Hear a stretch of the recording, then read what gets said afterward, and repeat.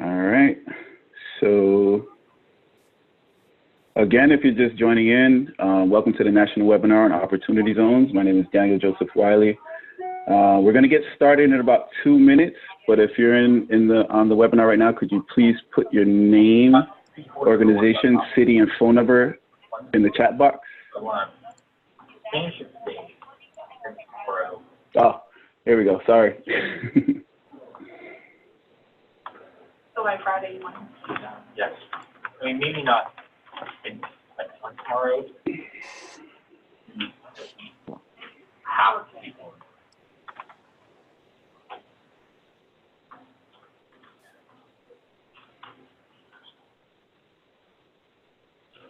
All right. Shout out to Joseph in LA.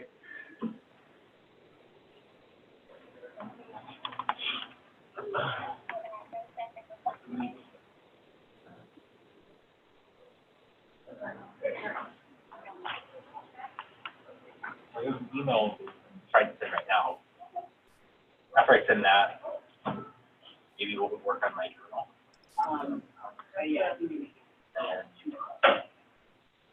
think that's it.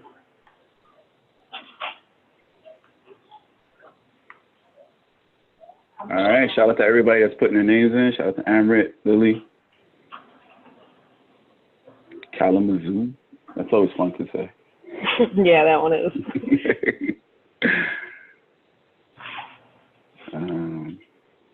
All right, we're going to start in about 1 minute. Actually, you know what? It's 12 o'clock now. I guess we'll get started. Welcome, everyone, to the National Webinar on Opportunity Zones, hosted by Strategic Action for a Just Economy, Homes for All, and Right to the City. I'm Daniel Wiley from Newark, New Jersey. I am a housing advocate, and I'm also the program manager for the Housing Justice Program at Ironbound Community Corporation in Newark, New Jersey. Also a member of Homes for All and Right to the City. And I will pass it on to my co-moderator, Kamau. Hi, everybody. My name is Kamau Walton. I'm the national organizer for communications at Right to the City Alliance, and I'll be one of your moderators today. So again, as more folks are hopping on, because it's going pretty fast, we're just going to ask for everyone to put their name, organization, city, and phone number that you're calling from in the chat box. We're recording this call, and we're going to share the recording with everyone who registered, in addition to just like putting it out in the world. Cool.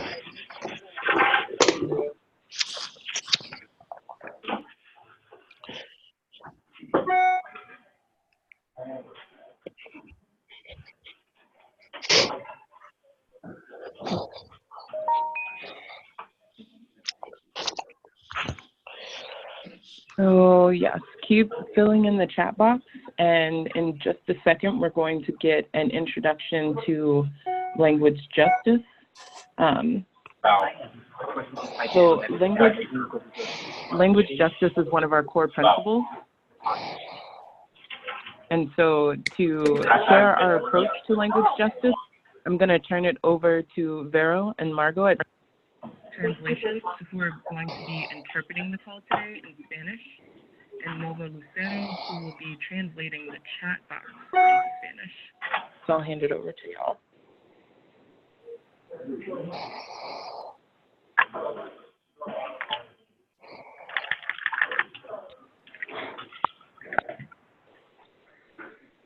We can't hear you, Tomás. I guess I'll start and just say that I'm going to be doing the translations in the chat box from English to Spanish and Spanish to English.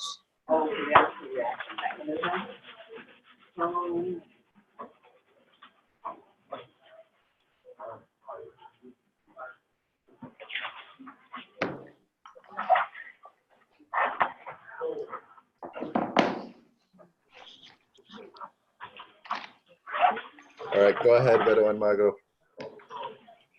Buenos días, soy Rivera y Margot de Web Translation y vamos a estar aquí para servir la justicia lingüística, interpretando todo el webinario al español a través de la línea 646-558-8656. El código de la reunión es 278-047-813.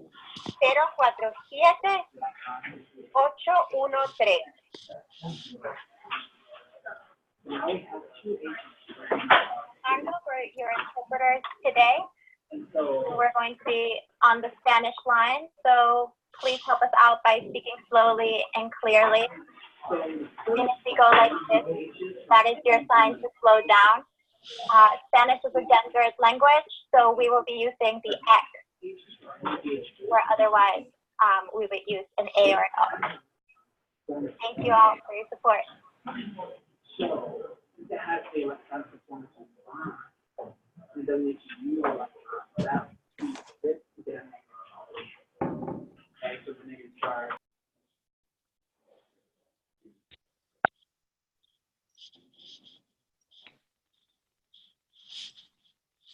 Okay, so the next piece for the webinar, so I'm going to ask everyone that's not speaking to mute themselves just to save on background noise and so we can hear the speakers more clearly. And we're going to really quickly go over tech instructions. So ideally, you will be able to change your name to include your name, city, organization, and preferred language. And so you can do that if you hover your mouse over your image while on the webinar. And then more of the tech instructions are on this slide. So if you're using video to be on the call, you can use your computer for the video and use your phone for the audio. And you can switch over to phone audio if you just hover your mouse over that little microphone or telephone that's at the bottom of your screen on the left-hand side. Ideally, you can use a headset for the best audio if possible.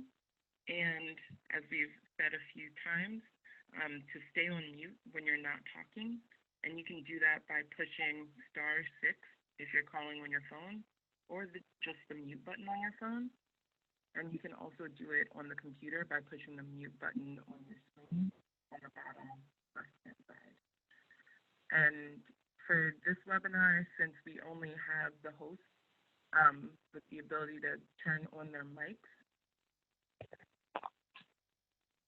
And sorry, I'm hearing that my audio is low. Okay. And so on this webinar, only the host will be able to speak. So we're encouraging everyone to use the chat box as much as you can, not just to send us your information on your organization, but also any questions that you have, any ideas or thoughts that come up that you want to add to the conversation. And I'll hand it over to Daniel to go over the agenda.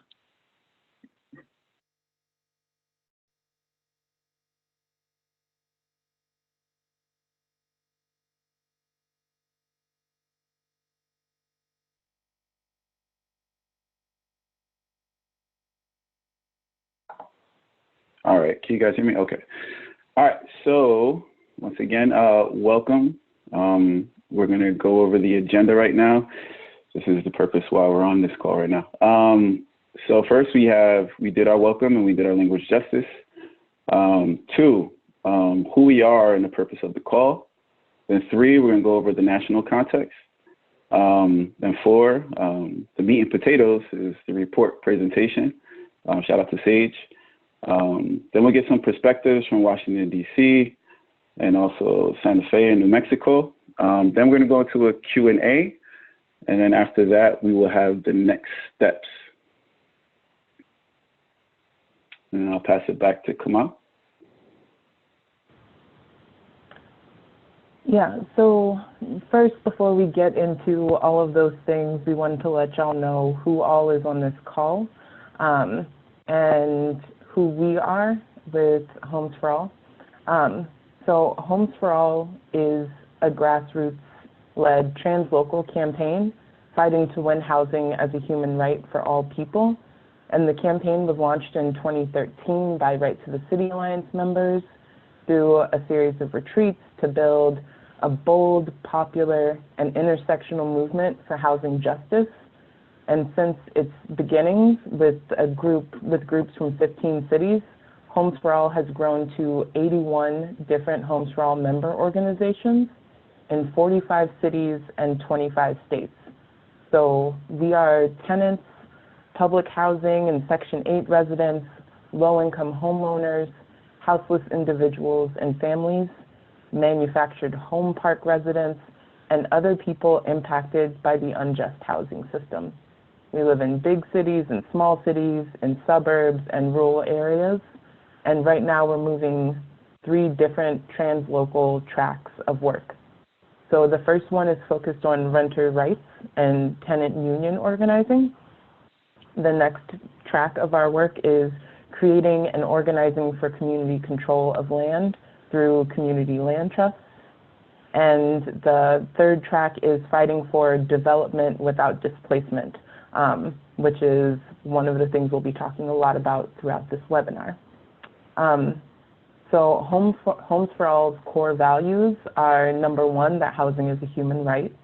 It should be built and maintained to meet the needs of communities and not to create enormous profit for corporations. Our next value is that land and housing should be collectively controlled by communities and sustained for future generations. So we believe that communities must control the resources, including land and housing in the neighborhoods where we live. And third is that the people most impacted must lead. So we believe that in order to win Homes for All, we need to overturn centuries of racist, sexist, classist, and oppressive housing and economic policies that have impacted low-income and working-class communities. So we believe that Black, Indigenous, Latinx, and Asian communities, as well as women and LGBTQ communities, have been impacted the most. We believe that our movement will be strongest when these people who have seen the impacts of the crisis firsthand are leading the way to transform our world. And so I'll pass it back to Daniel to talk about why we're on this call and what you're in for.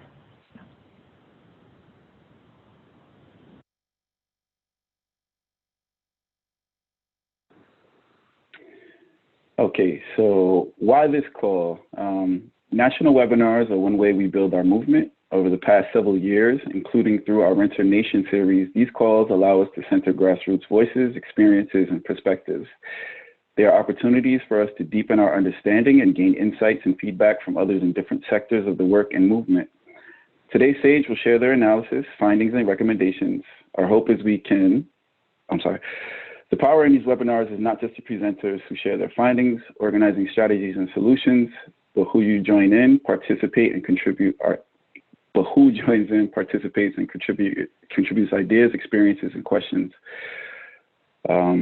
Over 280 people registered for this call. Shout out to everybody that's on this right now. Coming from 35 different states, different sectors, including elected officials, policy advocates, researchers, funders, impacted residents, other grassroots groups and alliances, allies, and many more. We encourage everyone to share your thoughts and questions at any time in the chat box. We try to get as many as we can in the Q&A section.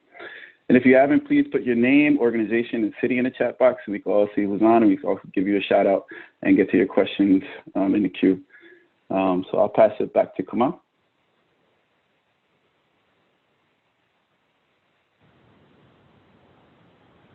Yes. So let's see. So now we are, yes, everybody keep putting your information in the chat box. SAJE's, So SAJE's report is timely as the housing crisis worsens. We are excited that it is launching today. We know that this is something that is impacting folks all across the country. And currently, 60% of the world's assets, so over $200 trillion, are in real estate.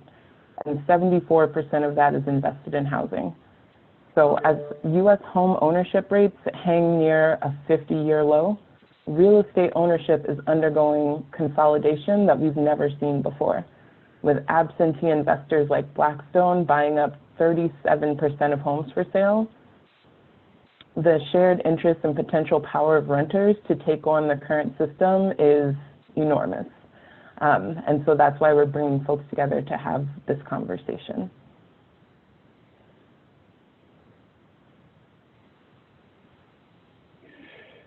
In the next slide, you'll see that the renter numbers are growing. In the United States, there are 108 million tenants living in 43 million rented homes.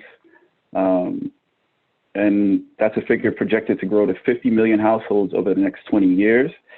About half of all renters today have unaffordable rent, with 25 million renters spending more than half of their income on rent.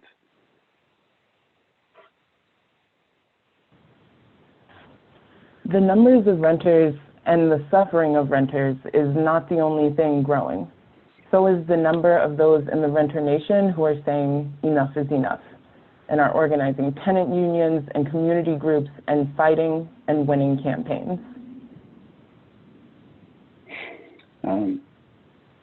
SAJE's report is the first from a grassroots organization, so big ups to them, shout out to them. It is critically important to helping us to understand opportunity zones from the perspective of those communities in the heart of these zones. Coming from SAJE and the grassroots movement, the report does not stop at analysis, but also speaks to recommendations and solutions that will address the needs of impacted communities and what will it take to win them.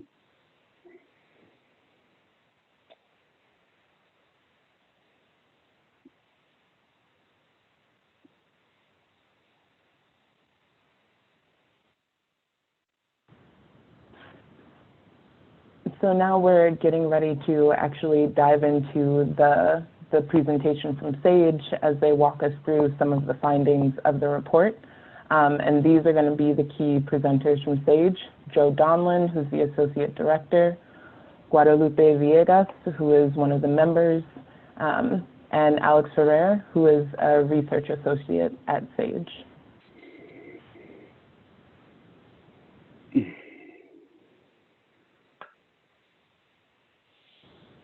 And I'll hand it over to Joe to get us started.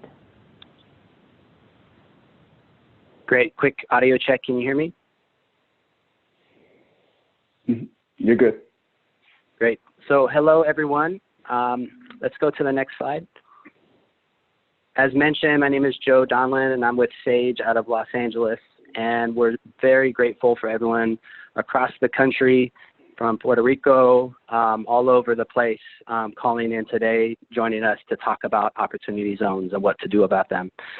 Next slide.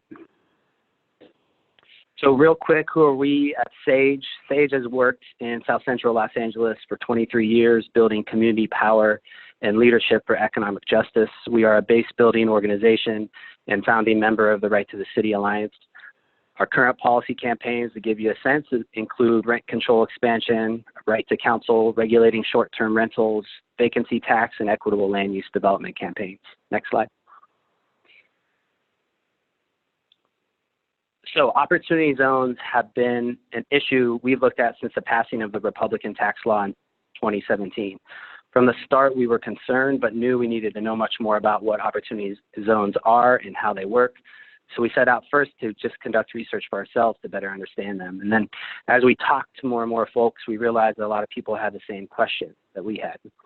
And as we talked to our members, it became really clear that this was an issue we had to take on, as it seemed to put communities at greater risk of gentrification and displacement. So the report is live right now. The link is on your screen. Where to find it? That's www.sage.net/OZ. Next slide. So we all know we are already experiencing various economic and racial injustices already. And so opportunity zones are hitting our communities at a time in our country where tenants and families are already hurting. As we heard earlier, we're already very familiar with the ongoing concentration of wealth in the hands of a few, the expanding landscape of gentrification, and how much of this is being driven by capital from Wall Street and from investors around the world, accelerating extractive investments in our communities. But let's not forget that it's not all bad in our national context. Hundreds of communities around the country and the world are creating new ways of organizing, of building community control over land and advancing alternatives from the ground up. Next slide. So now I'd like to introduce Lupe Villegas, who is a member of SAJE and who will share her direct experience living in an opportunity zone. Hello guys, my name is Lupe Villegas. I am a member of SAJE for the past 2 years, and I live in a rent control apartment in South Central Los Angeles with my children. I live in an opportunity zone, and I am concerned about my building, my neighbor's building being bought, and me and my neighbors being displaced. When I learned about this training, we learn I live in an opportunity zone and I am concerned about my building or my neighbors buildings being bought and me or my neighbors being displaced. We learned at a training at SAJE a couple of weeks ago about opportunity zone and how they design in a way that nearly guarantees the tenants to be displaced from a building that an opportunity zone fund is investing in. I'm concerned my home could be next. Before my current apartment, my children and I experienced homelessness and domestic violence. My current landlord intimidates me very much and harasses me and my neighbors. We try to avoid him. He goes into our property, threatens me, and prevents me from having things like air conditioned pets that newer tenants in my building have. He never repairs my unit and blames me when things are broken. Every year he offers me money to leave. Some of my neighbors have left because of this already. I think he might want to kick me and my neighbors out because he knows that he is in an opportunity zone. He wants to make the building luxury and make more money. This is exactly the type of action that opportunity zones are going to cause all across the country. So we need everyone's help here to call the Los Angeles City Council to pass an anti-displacement overlay zone for all opportunity zones in the city. Please support our campaign in Los Angeles, because if we could protect our families in opportunity zones here, then your community could be next. We need examples from other cities to follow, so we ask that you sign our petition and that it takes what we learn here today and take action in our community. We want to develop, not develop things going to displace family like mine.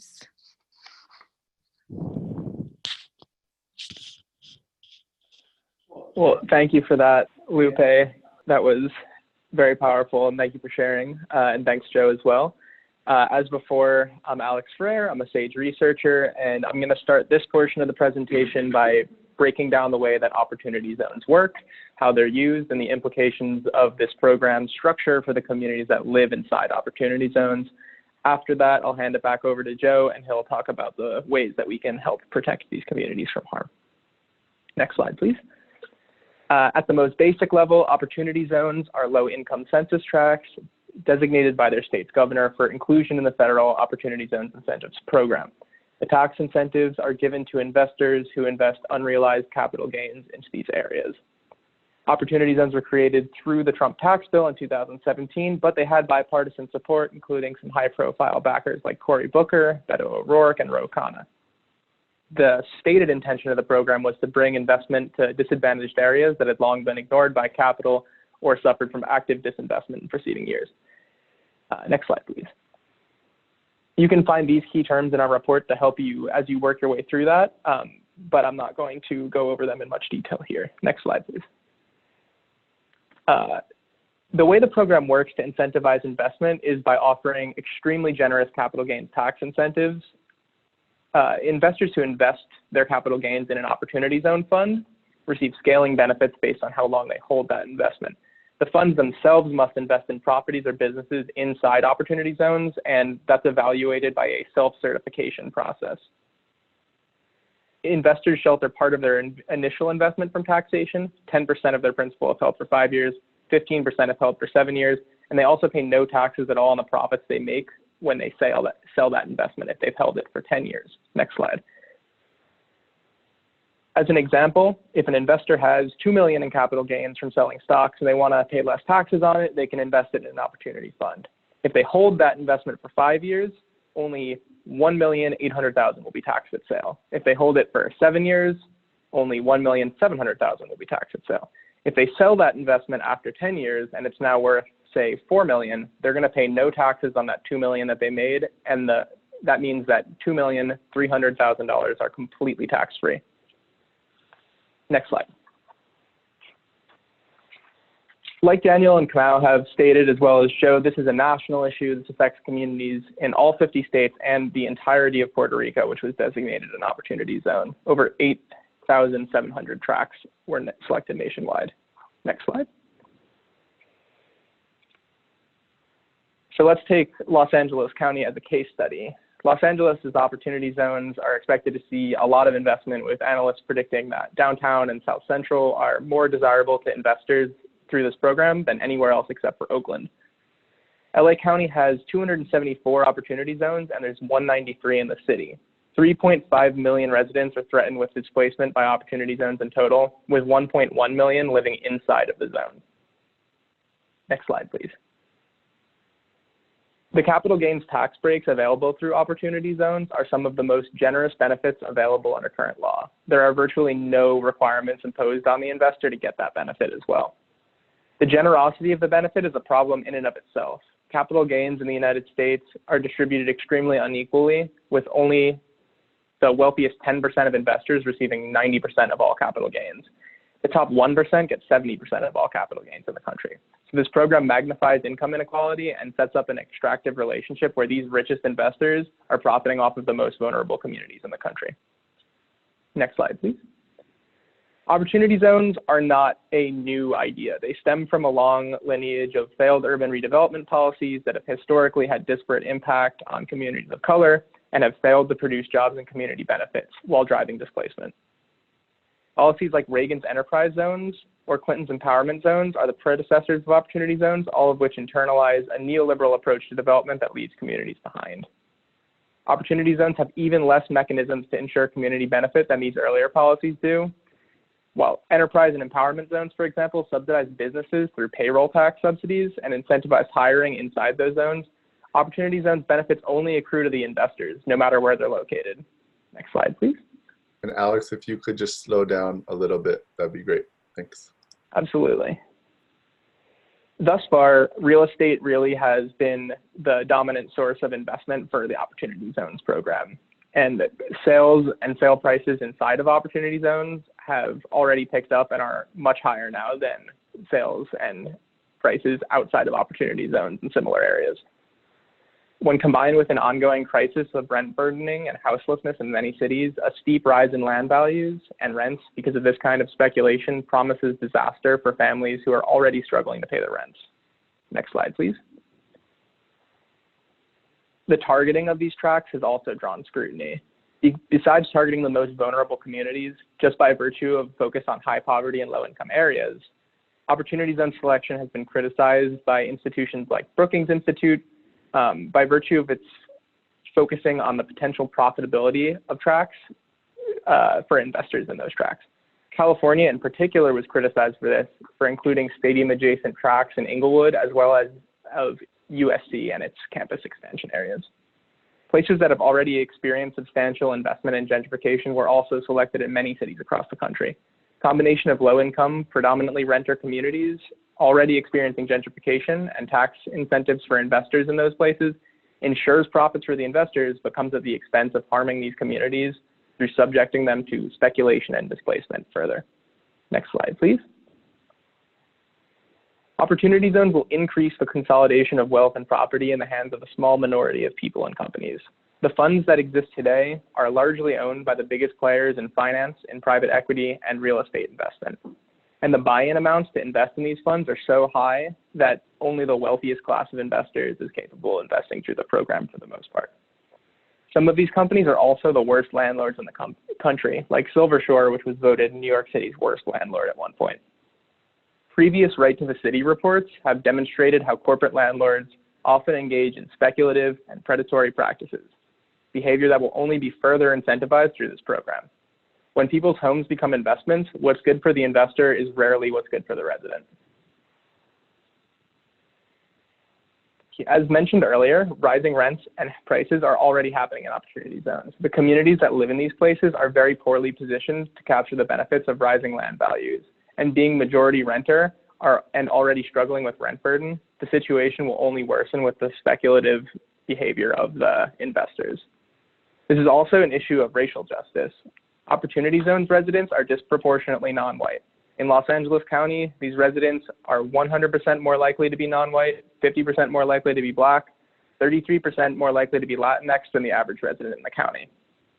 Opportunity zones are partially justified by claiming to repair the wounds of disinvestment in these communities. In reality, however, they only subject these same communities to the extraction for the profit of the same financial interests that have perpetrated disinvestment in the first place.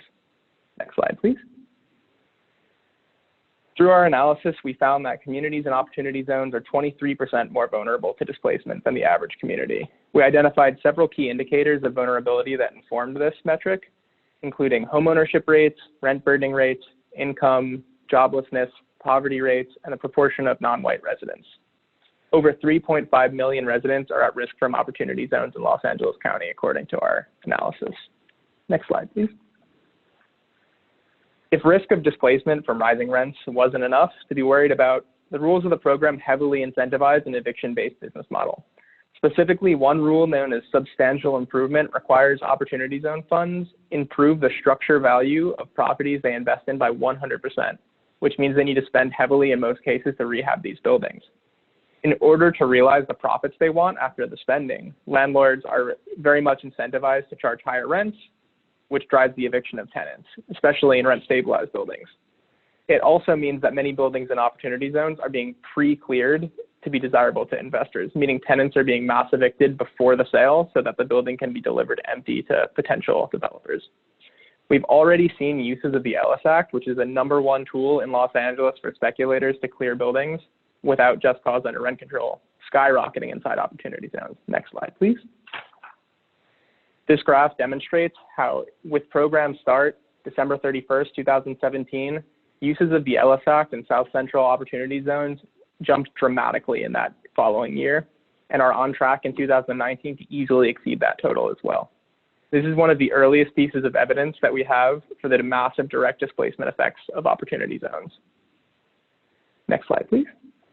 Opportunity zones also promise to accelerate another kind of displacement, that of the most vulnerable families from the public housing market or from public housing and onto the private rental market.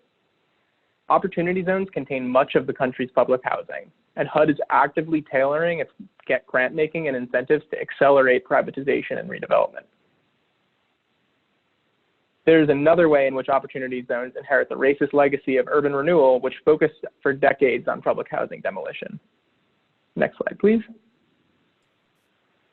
And just a reminder, finally, just to slow down, we're getting notification from the Spanish language line, and we want to make sure they can keep up with your incredible presentation. Okay. Sorry again. Finally, opportunity zones were designed in a way that makes using the program for good very difficult. There's massive incentive for investors to seek the highest returns because all of the profits are tax-free. Makes it hard for socially benefiting projects to draw attention away from these projects, and specific policies towards incentivizing community benefiting investment simply do not exist. Also, the program requires an equity stake be taken for all investments, meaning it's impossible to use the program for low interest debt financing, which is very common in socially benefiting activities. Finally, the already complex nature of affordable housing finance is considered to be a significant barrier for opportunity zones to invest in such projects, opportunity zone funds, that is. The state of California's legislative analyst, for example, considers the program a very poor fit for affordable housing development. And I'm going to turn it over to Joe now to talk about what we can do about this.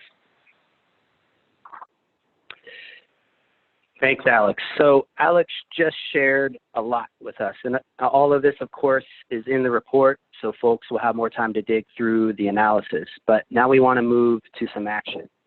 So despite how problematic opportunity zones are and how big a threat they represent to communities of color and low-income communities around the U.S., we can act.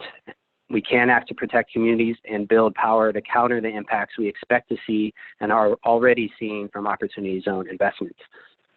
First and foremost, we must call for congressional repeal of the Opportunity Zones program. We are already seeing its devastating impacts, and there is no amount of reform that will make this fundamentally flawed policy work for the benefit of communities who are most impacted. And the good news is there's a growing call for such a repeal. Now, knowing that the federal repeal of opportunity zones will be an uphill battle, we must act locally to protect our communities further. So here are 3 things on the screen that we can do right now. First is to immediately call for your local decision makers to pass policy that will prevent displacement in and around opportunity zones. This demand can happen immediately. Again, we know enough to know that opportunity zones are structurally designed to result in displacement. Second, to bolster your local efforts, we suggest embarking on a community-led monitoring and research campaign that builds local knowledge about what is happening and who is investing in opportunity zones near you. In the coming days and weeks, we will be sharing some best practices for researching opportunity zones. The short answer right now is that because opportunity zones are not transparent by design, researching them is not very straightforward, but you can find information that will help your local campaigns. Everyone who registered today will get more information about the toolkit we're creating in the coming weeks. Third, where possible, try to use opportunity zones for good. We are purposefully not spending a lot of time here today because the urgent focus is on protecting communities immediately from displacement. And because structurally, Opportunity Zones program makes it difficult for investors to put money into funds that invest in lower ROI investments like affordable housing. That said, some are exploring this possibility and it may be worth investigating among various community investment strategies. I'd like to note, though, that there may already exist better vehicles for equitable development investments than Opportunity Zone funds. Next slide, please. Now, specific policy demand all of us can call for is an anti-displacement overlay zone for opportunity zones. This calls on cities to use their greatest power, which is the power of land use. This is a land use regulation that would limit development projects to those that do not cause direct displacement. There may be various ways to structure this, and it may look different depending on your community and specific laws that apply in your area. But again, the concept is to call on municipalities to use their power over land use and immediately protect communities from displacement by enacting an anti-displacement overlay zone. You may be able to separately advance an eviction moratorium for opportunity zones and areas next to opportunity zones. So together, a land use overlay and an eviction moratorium are powerful tools that can be used to address the crises being worsened by opportunity zones. Next slide, please. So let's take some action right now. As Lupe mentioned, we're asking everyone here to join community members in Los Angeles in our call of City Council to immediately enact an anti-displacement overlay zone. Already, we know of at least 200 families who are being displaced because of activities of Opportunity Zone funds, and so we need immediate action. On the screen, you can see where the petition is located. It's the same place where you can find the report at sage.net/OZ. It's real quick to sign in and then send it off. And we have people calling in today from all over the country in impacted opportunity zones. So it's important to know why we're asking you to help us pass a policy in LA, because we know that when one city has done something, it's so much easier to do it in a second city and then a third. And pretty soon we have a movement of cities enacting anti-displacement protections all over the country. So we ask you to take 1 minute to sign the petition to set in motion what we hope will be a wave of communities passing such protections. Thank you.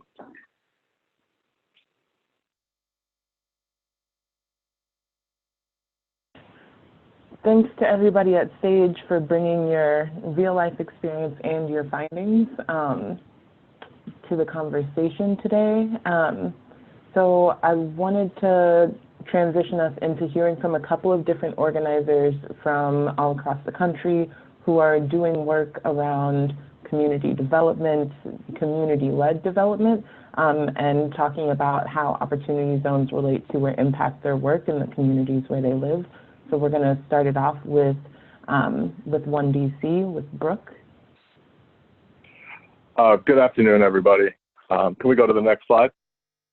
My name is Brook Hill. I'm a member of 1DC here in the District of Columbia and a fair housing attorney at the Washington Lawyers Committee for Civil Rights. You can go to the next slide. 1DC members have been struggling with the consequences of rapid investment in new housing and businesses without deliberate or adequate investments in protecting the ability of existing residents to remain in the community and benefit from that new investment. Slide. And, you know, 1DC fears that opportunity zones will actually fuel displacement from those areas because money won't be invested in the existing community, but into transforming it to a different kind of place that is off limits to people of color because they can't afford to live there. Next slide, please. So areas of the city where the most development happened between 2006 and 2015 are also areas of the city where the vast majority of Black displacement has taken place. So this map that we're looking at right here, the blue dots show where real estate development happened between 2016 and 2015, and you see that it's all sort of in the center of the city. Next slide, please. And between 2015 and between 2000 and 2015, DC lost approximately 30,000 Black residents. So this map that we're looking at here shows the concentration of African American residents in the region in the year 2000. The darker the color, the blacker the zip code. And the area circled in red in the middle roughly aligns with where the development was clustered on the previous map. And I think that we just moved to the next slide here. Yeah, I'm sorry. So this slide is 2000, and then can we back up to the one more slide, to this last slide? I'm sorry. We're getting okay. So here's the map in 2000, and you see this central area is very dark. We have some maroon and some tan, and then we go to the year 2000, which is the next slide, or 2015, which is the next slide, and we can see that that central part of the city got a lot lighter. So that this third map shows, you know, in the African American population in 2015 in the central city, where those blue dots were clustered earlier is where most of the African American displacement took place from. And, you know, these folks were displaced largely because there was too much investment in market rate housing and complementary businesses that were meant for people moving into that market rate housing, and not enough investment in the people that were actually living in those communities who could have benefited from some investment. So, excuse me. The DC Fiscal Policy Institute estimates that between 2000 and 2013, DC lost about 27,000 low-cost units, while gaining about 40,000 high-cost units. And if we go to the next slide here, it's the DC, where DC's opportunity zones are. They're almost exclusively in areas where investment and gentrification is either already happening or in areas where the Office of Planning has projected will be the next areas to experience gentrification. And if you go to the next slide, this is a table that shows the different neighborhoods where household growth is expected, and right in the middle where it says Lower Anacostia, Waterfront, and Near Southwest, you'll see they project 19% of the growth to happen there. The Upper Northeast, which is all the way at the bottom, also an area with 19% growth. I know that folks that aren't from DC don't know this, but those yellow areas on the map, many of those yellow areas are in these two areas where the Office of Planning already thinks there's going to be a ton of investment. So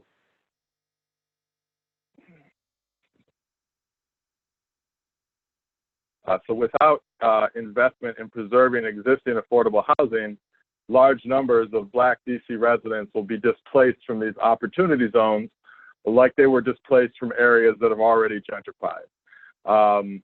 1DC believes in investing in existing communities by making investments in improving deteriorating housing while keeping it affordable for people currently living there, and converting rental housing whenever possible to cooperative ownership, so the people that live there have control and ownership over the homes that they live in. You know, racial and economic segregation and the accompanying disinvestment that a lot of our communities have experienced were not accidental phenomena. and therefore 1DC believes that they cannot be remedied through haphazard investment strategies that don't focus on people, like this opportunity zone scheme. So, and that concludes 1DC's remarks. Thanks, everybody. Thanks, Brooke, and we're going to move it over to Tomás with Chainbreaker Collective in Santa Fe, and we're going to try to keep it tight so we can get to some of y'all's questions from the RSVPs as well as from the chat box. So yeah, go ahead, Tomás. All right, thank you, everybody. My name is Tomás Rivera, and I'm with Chainbreaker Collective out of Santa Fe, New Mexico. Chainbreaker is a membership-led economic and environmental justice organization. We do grassroots community organizing around anti-displacement work, and we've been with Homes for All for a very long time. We're proud to be part of it. I think the thing that I want to emphasize is Santa Fe is facing a lot of the same issues that all of these cities are here. If you see in the slide that just came up, this is just a brief overview where you can see how segregated our city is. Just like the previous slides, the darker the color. On this slide, the darker the people. In Santa Fe, that's largely Latinx populations. You can go to the next slide, please. This shows the segregation of the city in terms of income. And again, you can see how those things are too correlated. On this picture, you see the darker the color, the higher level of income. So if you go to the next slide, this, where the circle just appeared, is the neighborhood that Chainbreaker organizes largely in. This is where the bulk of our membership lives. It's the poorest neighborhood in the city, and it is in an opportunity zone.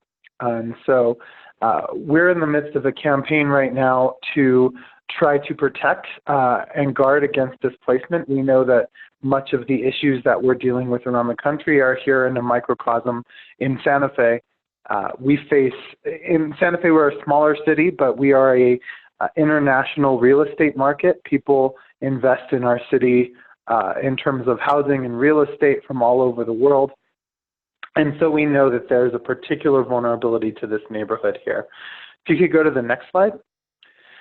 This little green dot, and I'm sorry for my graphics being so primitive, but we're lucky, or I should say we have a real opportunity here locally. This green dot represents a piece of city-owned property that is 64 acres of land that is in itself its own opportunity zone, and it is butting up right against our home base of the neighborhood circled in red. What I think is important to note about this is that it's actually community-owned right now. It's city-owned property. The campaign that we're working on is to try to make sure that we maintain that community control. So we've been doing a lot of organizing around that. We knocked on 9,000 doors this summer. We hosted an assembly. Many of the speakers on this call were here supporting that because just like folks have been saying, we know this is a national campaign and this is a national movement. Just want to back up what SAJE was saying. If we pass things in Los Angeles, it's going to help us pass things here in Santa Fe. And so our hope, and what we're hearing from the community, is we can create protections against displacement, even in the face of such great threats like these opportunity zones. But what is absolutely key for that to happen is community organizing, because that's where we wind up building the power. So our hope is we'll keep doing the organizing, we'll maintain pressure for this 64 acres of city-owned land. We want to maintain that in community control. For us, there's lots of ways to do that. That's likely going to manifest itself in a campaign for a community land trust to make sure that we can mitigate some of the incentives for the city just selling it off to the highest bidder in the ways that have been described in this report. And then also create what we're calling the People's Plan, a plan for development without displacement in the surrounding neighborhoods to protect against any displacement pressure that increases because of development that happens there. And we hope that that'll lay the foundation for just exactly what people are saying, an anti-displacement zone, to kind of take this idea of opportunity zones, flip it on its head, and make it actually responsive to the people here locally. And so we believe that the power lies in local community organizing in a translocal way. But I just want to just absolutely emphasize that if we're going to be able to push back against things like these opportunity zones, if we're going to be able to protect our neighborhoods, it has to be through direct community organizing. And so we're really excited about that campaign. I know I'm over time, so I will pass it.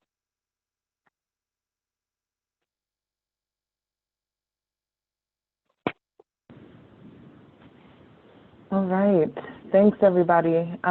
So we are going to get into the Q&A. We're going to try to make this last handful of minutes really juicy. And then there are still going to be some next steps and follow-up.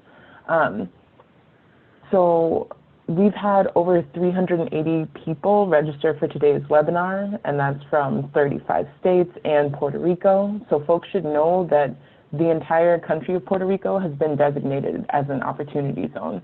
We have community members, policy allies, elected officials, and members of the press join us, and people submitted over 300 questions. So we can't answer all of those, of course, but we addressed some of them in our presentation today, and we've pulled out a few for Q&A, and we're still continuing to grab them from the chat box. So one of the first questions we'll go to is from Kate Little out of Atlanta, Georgia, with Georgia Stand Up. And Kate asked, how do you track investments in opportunity zones? I'm going to put out 3 questions and then hand it back over to the presenters to speak to them, just for the sake of time. So the first question from Kate in Atlanta is, how do you track investments in opportunity zones? The next one is from Melissa with ELAC, the East LA Community Corporation in Los Angeles, and she asked, how do you talk about opportunity zones with community members? How do you break it down? How do you make it make sense? And then Eric, who is a representative from HUD, which is one of the federal agencies implementing opportunity zones, had a comment that he shared, which was that 95% of opportunity zone tracts are in communities that haven't seen investment in decades and want and need investment. So why not focus on these 95%? So these are the questions for our presenters. And I'll let y'all speak up on them as you see fit, and then we'll go into a round 2 of questions if we have time.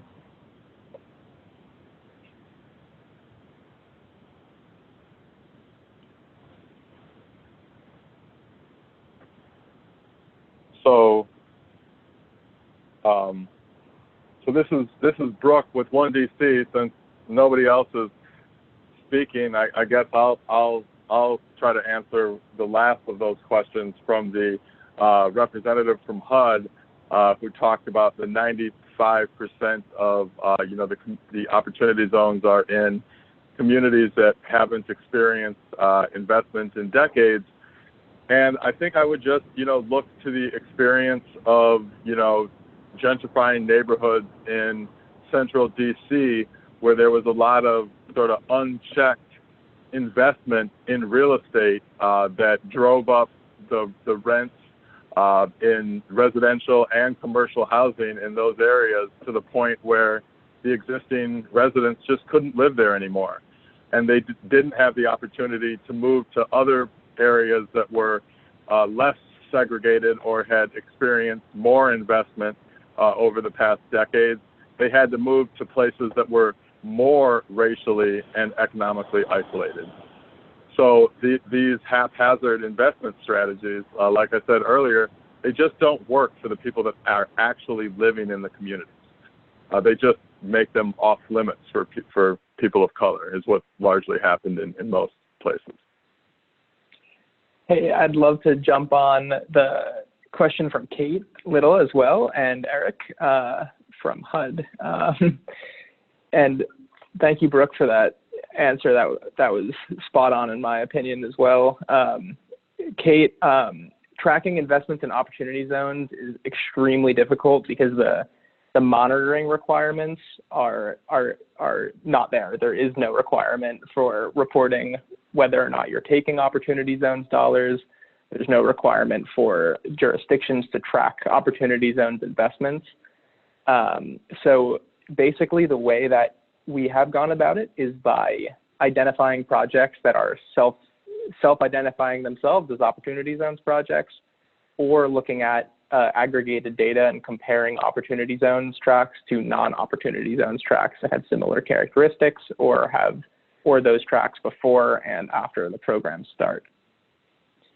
Eric, you asked 95% opportunity zones tracks are communities that haven't seen investment in decades and want and need it. Why not focus on these 95? One answer to that is because it's projected that investors are not going to focus on those 95. A lot of analysts have pointed out the fact that a very small minority of tracks are going to be receiving the bulk, if not, a huge majority of the investment through this incentive program. And this is especially, complicated by the incentive to chase the highest profit rates.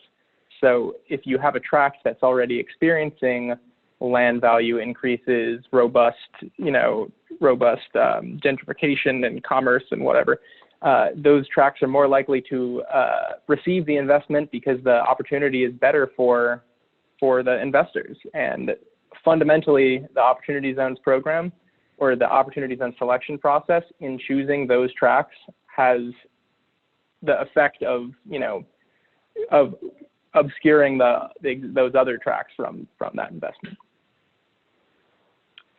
And I'll take a quick stab at Melissa's question about how to talk about opportunity zones with community members. This is Joe from SAJE again. We recently developed a curriculum that we're using with our members and with partners. We have a program called People's Planning School, and so in that process, we've developed a number of activities, a number of interactive processes for folks to engage around the key issues, the key terms, and the key analyses of opportunity zones. And we mentioned a toolkit that will include research tips for opportunity zones. We also want to include some of those activities in that toolkit that we'll be sharing out in the coming days and weeks.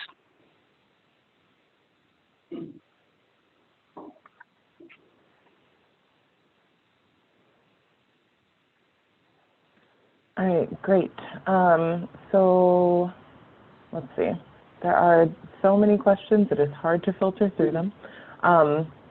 But yes, so I feel like we've already talked about this one, but maybe folks can add in their 2 cents in the chat box. So Alexandra from Puerto Rico asked, how do we defend communities at risk of displacement? And as I already mentioned, Puerto Rico is entirely designated as an opportunity zone. So the scale and scope of that question is pretty large. Another question from Chris in Charleston, South Carolina, with the Sustainable Economies Law Center asked, how can cooperative and community-owned projects capture some of this investment until we get rid of these zones? And then one last one I'll toss in here. Mary from Berkeley, California asked, can your city say we don't want opportunity zones in our area? I heard there was another city that did that. And I'll put these in the chat box too. So how do we defend communities against displacement? How can cooperative and community-owned projects capture some of the investment until we get rid of opportunity zones? And can your city just say we don't want opportunity zones? So if I may just jump in and answer the question for the person who talked about Puerto Rico. Just want to plug again. So Santa Fe is in a particular position in which we can defend against a massive 64-acre, essentially development project that has the potential to completely just displace our entire neighborhoods and really the central part of the city. Again, maintaining that in community control is got to be the tactic that we want to move forward on.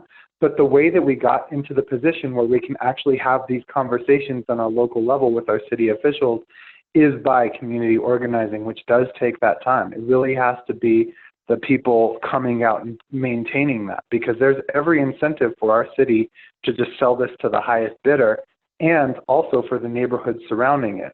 The only thing that's standing in that way is hundreds of Chainbreaker members that are literally showing up at every point and making the case that the communities need to be, that politicians need to be held accountable to communities. I think what's special here is that this entire opportunity zone we're talking about is is already publicly held.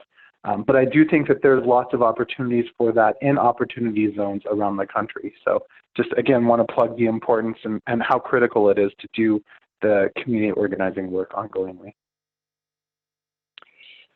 This is Joe from SAJE. I'll just quickly respond to Marty from Berkeley. Actually, Berkeley, California is the first city that we know of that has introduced a motion to consider an anti-displacement zone for opportunity zones. So we want to support folks in Berkeley in that effort as we support communities across the country to do the same. So we'll be sure to share out information about that if you can't find that online, but Berkeley's already taken the lead on some of these efforts.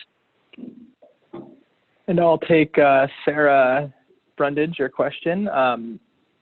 Supporting bills that advance requirements like the reporting requirements is good, and it's much needed for local jurisdictions and community-based organizations to get a handle on what's happening in opportunity zones. But so Senate Bill 1344 and House Resolution 2593, both important, but our main call is for the program to be repealed, because even if we know what's happening through opportunity zones, we already know that what's happening is mostly going to be to the detriment of the communities in these areas. And so we would say that we're supportive of requirements to make the program more transparent, but it's just not enough to protect communities.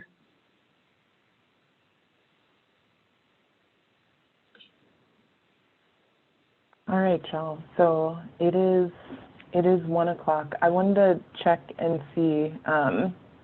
Yes, we're going to move from here because I want to respect folks' time and just talk about next steps.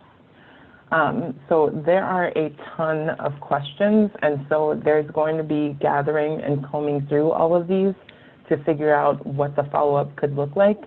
First off, we are going to share this video recording and the chat box transcript so everyone can go back, see what the conversation looked like, and so that you can share with other people that couldn't be on the call. There is supposed to be another webinar happening in January focused on opportunity zones, and so we will send out more details about that when we have them finalized. Other things that you can do now, so it's already been lifted up. Number one, you can join Homes for All. All of these organizations that have spoken are members of the Homes for All campaign, and so getting connected to the larger national movement for community control over the neighborhoods where we live is one of the ways that you can continue to be in these conversations. And to do that, you can email info@homesforall.org, and this will all be in the follow-up email. You can sign the petition that is on the same site where the SAJE report is. As Joe mentioned, SAJE will be releasing a toolkit in the coming weeks.